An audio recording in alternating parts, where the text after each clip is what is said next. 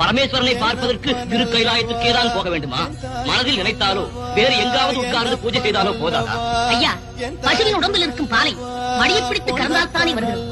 அதன் வாலையோ காலையோ பிடித்து இழுத்தால் பால் வரும். அதே போல் ஆண்டவனை தரிசிக்க வேண்டும் என்றால் திருக்கைலாயம் சென்றுதான் தரிசிக்க வேண்டும். என் அப்பன் ஈசன் அமர்ந்திருக்கும் திருக்கைலாய மலையை கண்டுவிட்டேன்.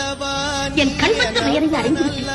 இனி கணப்பொழுதில் சிகரத்தை அறிந்து என் அப்பனை தொழுது இந்த ஏழைக்கு அருள் செய்ய என்று வேண்டிக் கொள்கிறேன்.